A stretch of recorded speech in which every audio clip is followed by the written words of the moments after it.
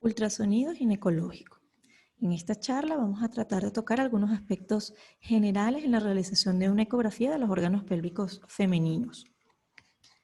El ultrasonido es la modalidad que quizás es más óptima para el estudio de los órganos pélvicos femeninos y tiene múltiples indicaciones que las podemos resumir en esta tabla.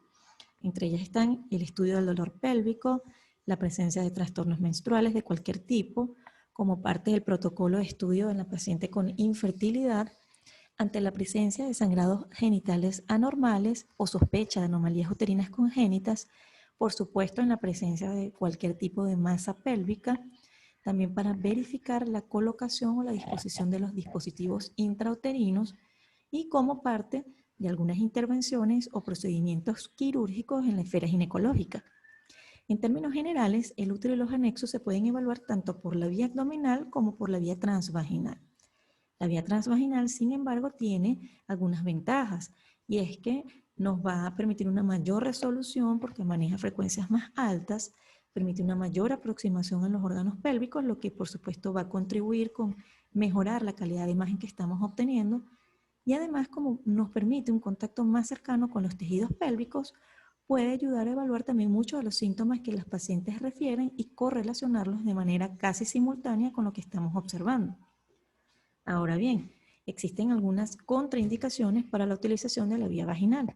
Entre ellas están la paciente núbil o la presencia de grandes masas uterinas que hacen que el útero salga de la pelvis y se presente fuera del alcance de los haces de ultrasonido. Existen algunos requisitos importantes para la realización de un examen sobre el otro. En el caso de la ecografía transvaginal es necesario vaciar la vejiga porque la vejiga distendida puede darnos algunas distorsiones en los tejidos que están circundantes. Debemos colocar a la paciente en posición de litotomía con el periné en el borde de la mesa. Esto nos va a permitir tener una mejor manipulación del transductor. Debemos también proteger el transductor colocando algún método de barrera que impida que exista un contacto directo entre la superficie de ese transductor y las paredes vaginales de la paciente. Por supuesto, para ayudar a controlar la diseminación de algunas enfermedades infecciosas. Y por supuesto, esto debe complementarse con la desinfección del equipo una vez que haya concluido el examen. También es importante asegurarse de colocar gel de transmisión de ultrasonido entre la superficie del transductor y ese método de barrera que se esté utilizando, lo que nos va a permitir optimizar esa transmisión del sonido. Y finalmente, en este tipo de examen es bueno contar con la presencia de un asistente por las implicaciones de orden médico-legal que se puedan generar. En el caso de la ecografía abdominal, tenemos mucho menos preparación de la paciente, se puede realizar en posición de cúbito dorsal, sin embargo es importante que en este caso la vejiga esté adecuadamente llena o planificada. Esto por una parte nos va a ayudar a desplazar un poco las asas intestinales a los lados para que pueda visualizarse mejor los órganos pélvicos y también crear una ventana acústica que optimice la transmisión del sonido y por supuesto nos genere mejores imágenes. La técnica transvaginal se inicia con un barrido en el plano medio sagital y para nosotros lograr este barrido medio sagital es necesario que introduzcamos el transductor con la muesca de referencia colocada en la hora 12 y dirigiéndola entonces hacia el fondo del saco vaginal anterior. Por eso es importante que antes de iniciar el examen se verifique en qué parte del transductor está esta muesca. Esta primera imagen nos va a permitir identificar todo el útero y diferenciar tres partes importantes que son el fondo, el istmo y el cuello. Como vemos en este video, esa primera imagen o ese primer barrido en ese plano medio sagital nos brinda muchísima información porque podemos visualizar el útero en todas sus dimensiones, ver su posición, su orientación, su textura, también las características ecogénicas de todos los componentes que forman parte del útero y además permite ver cómo es la relación de ese útero con los órganos vecinos, entre ellos la vejiga, los ovarios, el recto y también el fondo de saco recto vaginal.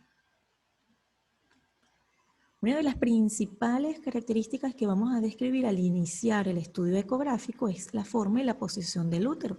Sabemos que el útero tiene una forma piriforme que mide alrededor de 8 a 10 centímetros en una mujer adulta y utilizamos entonces dos términos para describir la orientación del útero en la pelvis. Estos dos términos son la versión por un lado y la flexión por el otro. La versión se refiere al grado de desplazamiento que tiene el útero como un todo hacia adelante en dirección de la vejiga o hacia atrás en relación al recto. De esta manera entonces tendríamos dos variedades, un útero en anteversión, que es lo más frecuente de observar, y también un útero en retroversión, que estaría más bien en relación al recto. No necesariamente los úteros en retroversión son patológicos, pero es necesario reportarlos porque pudieran estar asociados a algunos eventos patológicos en los cuales se estuviera empujando y obligando al útero a adoptar esa posición. El otro término con el cual vamos a describir la orientación del útero se refiere a la flexión. La flexión es la curvatura que adquiere el útero sobre sí mismo, y esto lo vamos a identificar cuando hay un ángulo entre la parte más inferior del útero, que abarca tanto el istmo como el cuello, en relación al fondo uterino. Esa angulación entonces puede ser anterior en relación a la vejiga o puede ser posterior, como estamos viendo en este caso, en relación al recto. Cuando no tenemos ninguna angulación, entonces se describe simplemente en términos de la versión, es decir, anteversión o retroversión. Si el útero está entonces flexionado hacia adelante, estaríamos hablando de una anteverso flexión, y si está flexionado en dirección hacia el recto, estaríamos hablando de una retroverso flexión. Es muy importante hacer el diagnóstico ultrasonográfico de la orientación del útero porque puede tener algunas implicaciones, entre ellas la presencia de algunas masas, de algunas alteraciones en los órganos cercanos. También está asociado con la dificultad para la concepción e inclusive con dolor durante las relaciones en algunas pacientes. ¿Cómo podemos hacer este diagnóstico a través del ultrasonido? Podemos guiarnos a través del ángulo que se forma entre el canal cervical y el canal endometrial. En los úteros en anteverso flexión, el canal cervical y el canal endometrial, la porción inicial, están en un ángulo recto de aproximadamente 90 grados, mientras que en un útero en retroverso flexión se pierde esta angulación, el ángulo es mucho más abierto, mucho más de 150 grados, y si además encontramos que el útero está flexionado, vamos a ver que el fondo del útero va a estar en contacto directo con el orificio cervical o con la porción posterior de ese cuello. Una vez que hemos identificado entonces cuál es la forma y la posición, orientación del útero, entonces procedemos a hacer la evaluación del tamaño del útero a través de algunas mediciones. Estas mediciones se van a hacer en dos planos. En el plano medio sagital vamos a tomar la longitud de ese útero que iría desde el cuello hasta el borde del fondo del útero. Y aquí también vamos a tomar la segunda medición, que sería, digamos, la altura o el diámetro antero-posterior del útero, que lo vamos a hacer a través de una línea que corte de manera perpendicular la línea endometrial y que vaya desde la parte más ancha, desde el borde anterior hasta el borde posterior. Para poder realizar la medición del diámetro transverso del útero, es necesario que a partir de este diámetro medio sagital de nuestra posición inicial, rotemos el transductor 90 grados y vamos a obtener una imagen del útero en su parte más ancha, sobre todo a nivel de los cuernos, y a cada lado de esa imagen uterina vamos a observar entonces las imágenes correspondientes a los ovarios e inclusive a los ligamentos uterováricos. Esa medida debe hacerse del diámetro transverso en la parte más ancha de este diámetro. Hay algunas características importantes entonces que debemos repasar en cuanto a la configuración del útero. Recordemos que podemos observar tres porciones claramente identificables, una línea que corresponde al recubrimiento peritoneal o serosa. Tenemos el miometrio, que es básicamente un músculo liso y que va a tener una configuración homogénea en prácticamente todo el espesor. Y finalmente la parte más interna que corresponde al endometrio. El endometrio es entonces la parte más interna del útero y recordemos que va a sufrir cambios significativos durante el ciclo menstrual. se van a diferenciar dos capas. Hay una capa interna, que sería la capa funcional, que es la que se descama durante la menstruación, y hay otra capa un poco más externa, que es la capa basal, y que colinda con la unión del miometrio o la interfase miometrial. En el caso del endometrio debemos evaluar no solamente las dimensiones, sino también las características en todo su espesor, y para ello es necesario que en ese corte medio sagital podamos observar toda su extensión, desde el fondo hasta el cuello. Entonces, repasando, tenemos el endometrio, tenemos el miometrio, que recordemos debe ser homogéneo en todo su espesor y toda su longitud, y finalmente nuestra capa peritoneal. La evaluación del endometrio va a depender del ciclo o del momento del ciclo endometrial en que se encuentre la paciente. Por eso es importantísimo establecer la fecha de la última menstruación para así poder determinar en qué momento del ciclo nos encontramos. Como vemos en la imagen, iniciando en la fase menstrual, que sería la fase inicial del ciclo, vemos un endometrio que es ecogénico y que es prácticamente lineal. A medida que va aumentando el endometrio, a medida que estamos entrando en fase proliferativa por efecto hormonal, vemos que además de esa primera línea ecogénica central van a aparecer dos líneas que se van a ir separando a cada uno de los lados de esa línea central y que le va a dar a ese endometrio un aspecto trilaminar, es decir, de 3 láminas. En este caso estaríamos hablando entonces de un endometrio proliferativo y que puede llegar a medir entre 8 a 12 milímetros de espesor. Luego que pasamos a la fase secretora, en la cual las glándulas endometriales se hacen entonces más tortuosas, empiezan a secretar y además las arterias espirales también empiezan a hacerse más prominentes, ese endometrio deja de ser un endometrio trilaminar para condensarse un poco la imagen y observarse entonces un poco más ecogénico, pero de manera homogénea en todo su espesor. Este es un endometrio secretor y que puede llegar a medir entre 8 y 16 milímetros de espesor. Para el estudio de los ovarios, esas estructuras ovoides que se encuentran a cada lado del útero, debemos también iniciar nuestra exploración desde ese punto inicial en el cual hicimos el corte medio sagital y luego con la rotación de 90 grados para obtener el plano transverso del útero.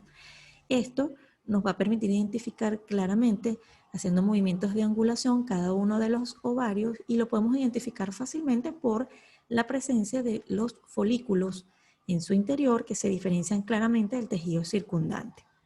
¿Cómo podemos visualizar los ovarios mediante la técnica transvaginal? Siguiendo estos 3 pasos.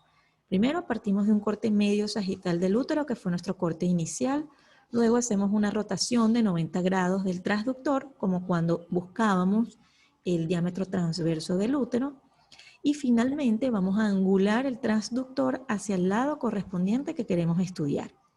Esto inevitablemente va a hacer que tengamos contacto con el mango, el transductor en la cara interna del muslo contralateral de la paciente.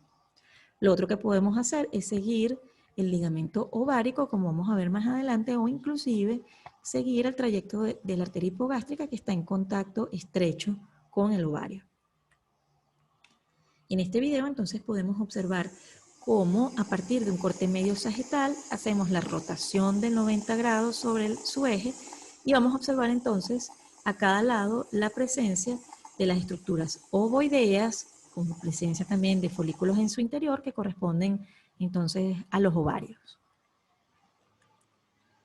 La otra manera es partiendo del corte transverso de abdomen, angulando y haciendo el seguimiento a partir del cuerno del útero, el ligamento ovárico, y ahí podemos entonces ubicar la posición del ovario.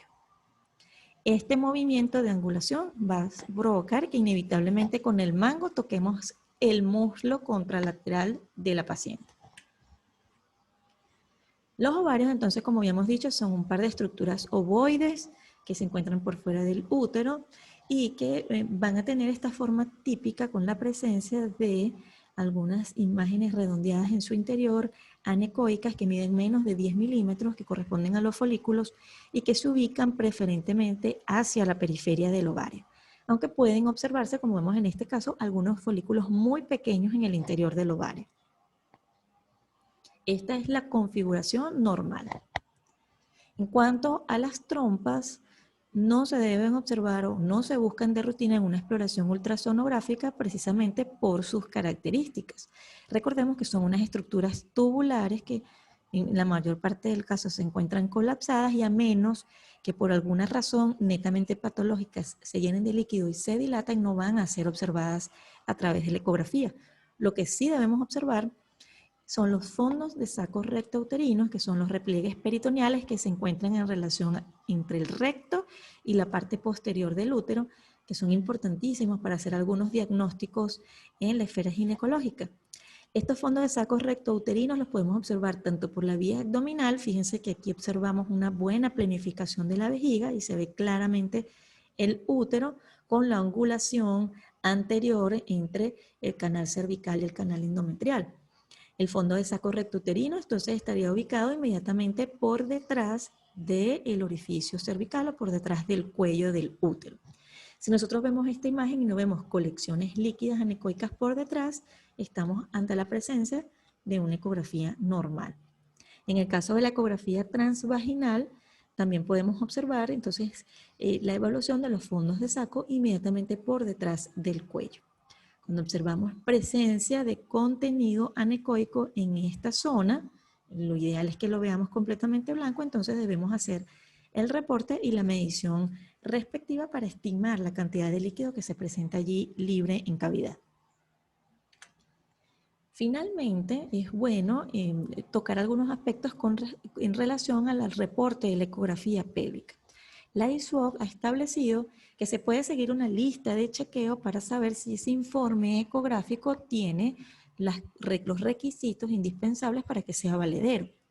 Entre ellos, debe tener un estilo conciso, la terminología no debe ser ambigua, el lenguaje técnico no debe ser inapropiado, si no tenemos información relevante debe evitarse, deben aclararse cuáles fueron las limitaciones que se tuvieron al momento de la exploración, si se pudieron abordar o no todos los órganos que están planteados en el estudio.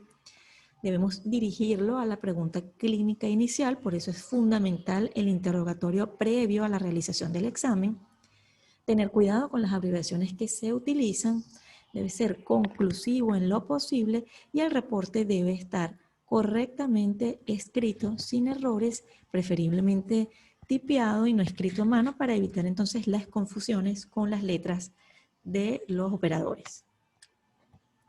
El contenido del reporte ecográfico debe expresar la historia clínica en la cual se establezca claramente la edad de la paciente, el motivo de consulta, su fecha de última regla, en qué momento del ciclo estamos. También debemos describir cuál fue la vía que se utilizó y las condiciones en las que se hicieron el examen, incluyendo también si fue por vía transvaginal, si fue por vía abdominal y cuáles fueron las frecuencias que se utilizaron para hacer el estudio. Luego se debe hacer una descripción detallada de lo que se evaluó y lo que se encontró para finalmente dar la interpretación y algunas conclusiones. Esto ha sido todo. Muchas gracias por su atención.